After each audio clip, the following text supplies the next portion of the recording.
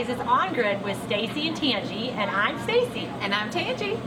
And what we're going to do is we want to follow up on this 3-part series that we're doing with Dirt Patch Heaven, Tangi, and ourselves here at Off Grid with DOUG and STACY. And we want to finish up on the topics on how to lose weight naturally without being on a diet. No diets. No D words here. No, that's right. So, you want to go for the first one? Let's do it. Sleep. What? I'm a mom. I don't sleep.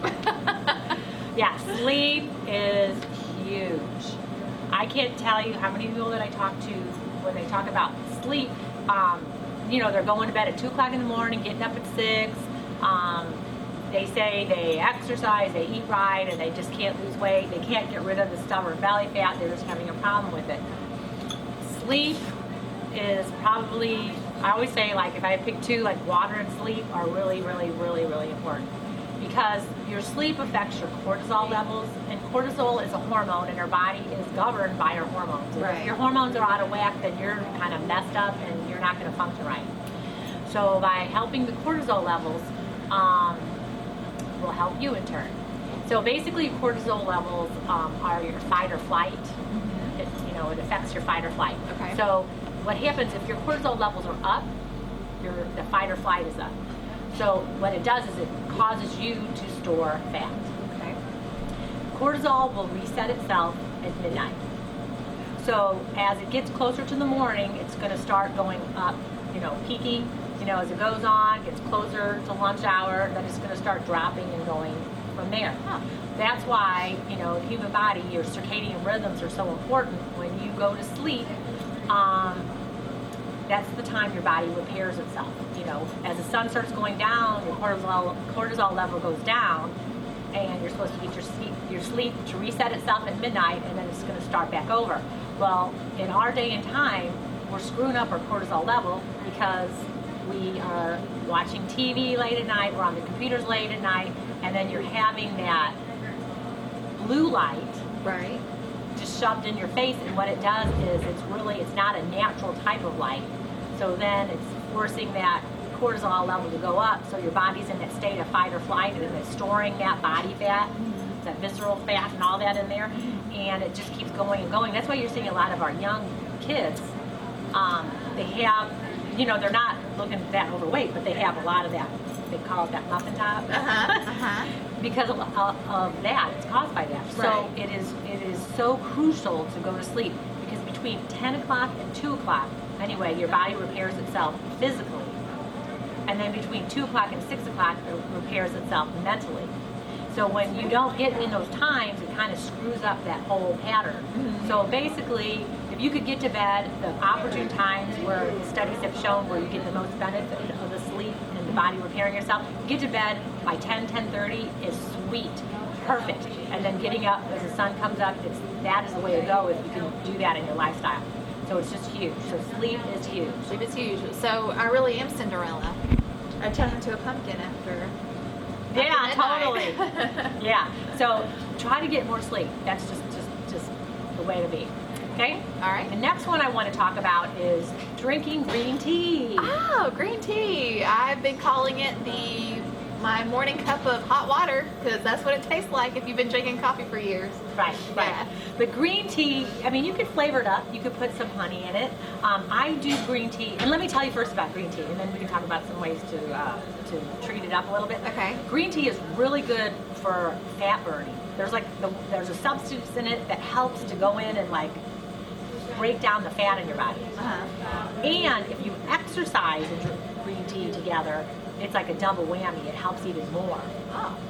So some people like to exercise, some people don't, but if you want to get out, my big thing is to move. If you can get out and get movement, walking, doing things, just moving all the time, that's huge. But by exercising along with drinking green tea, you get kind of a double whammy. So green tea is great. It's very good at boosting your metabolism, burning fat, breaking down the fat. And it's great. And I like to put it with some other things, you know, like I'll put maybe some cinnamon in it, or I'll put some ginger root in it, or, you know, I just try to spice it up with different types of things. Well, I'm going to try that then. And then that's going to lead me to my next one, Okay. which is to spice it up with herbs. Okay. So another way you can do this is just by adding more herbs to your diet. Herbs are very beneficial because they are good health-wise, but they're going to help with, like, helping with your fat loss and losing weight. So I'm going to give you my top few. Okay, good. Number one is cayenne pepper. Okay. And actually, we did a video on this. You can link that above. Doug can. Cayenne pepper is great because there's something called like it's a thermogenic. There's like a thermogenic process, and when it gets in the human body, it just kind of gets your body going. Right. So that way, that helps your metabolism to speed up. So if you can add cayenne pepper to your diet, cinnamon is a great one. Cinnamon is great for diabetics. So if you're a diabetic, cinnamon is a phenomenal way to go because it helps with your blood sugar. Okay. Okay.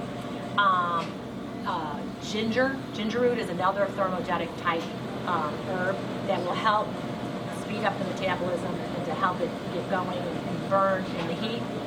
And ginger, we also can do turmeric. Turmeric Okay, is great. turmeric. Turmeric is awesome that you can utilize in there. And let me see, cayenne, ginger, turmeric, cinnamon, black pepper is another one that's great to add a little spice into there. Dandelions, you can dandelions, you can eat the whole plant on a dandelion. So those are all great plants that you can add. And like I was saying, when I make tea and things like that, I'll go ahead and put my ginger root in there.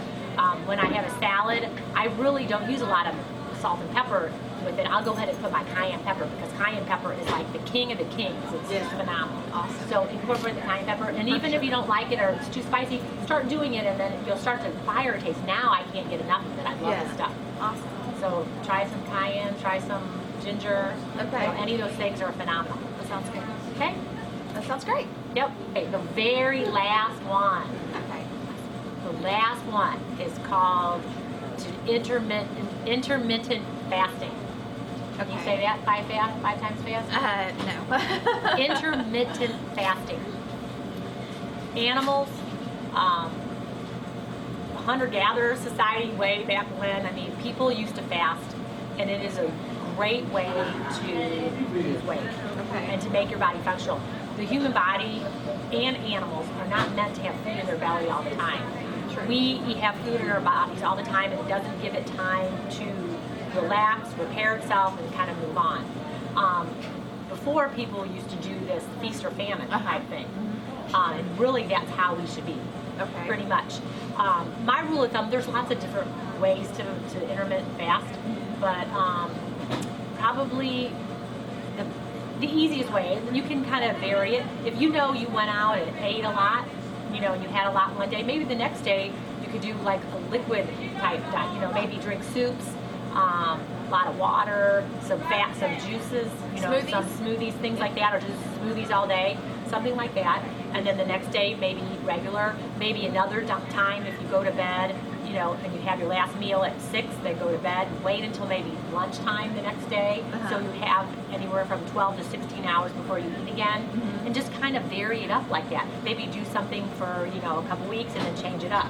Because the body, you know, doesn't want to just keep eating, you know, food all the time. The body needs time just to repair and relax. That's why, like, we do raw food diet with our dogs. They have, you know, during the weeks, they will stop and have a day where they fast. All right, yeah, because that's really interesting though, because a lot of people, they talk about, well, I don't want to be hungry, I don't want to feel hungry, but it's okay. It's okay to be hungry. Drink water. And a lot of times if you're hungry, you're probably thirsty. Drink a big glass of water. Because thirst is just a huge thing that, you know, people don't realize how important it is to drink that water. Right. Okay? All right, and then if you guys want to learn more about fasting, there's a great book by Dr. Mosley. It's called The Fast Diet. And it can give you more information on it if you want more information on it. But it's called The Fast Diet by Dr. Mosley. But intermittent fasting is just great way just to kind of help recharge your body. And we did this 3-part series between the 3 of us.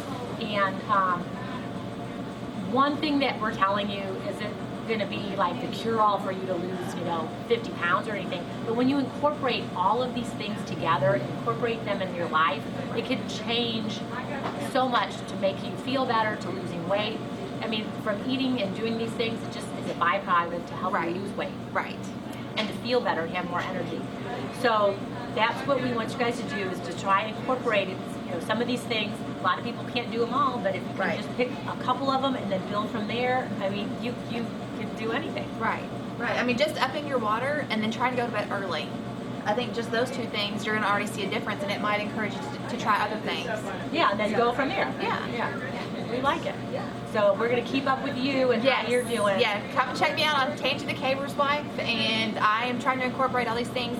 I am striving to get healthy and do it naturally. So thank you so much for all of your help. This was really exciting. Thanks. It was fun. So you guys do it and let us know how your health is getting better from all these little things, these little tips. So this is On Grid today with Stacy and Tangi, and I am Stacy. And I'm Tangi. We'll talk to you guys later. Bye. Good. All right, guys, so hopefully you like the information that we brought for you.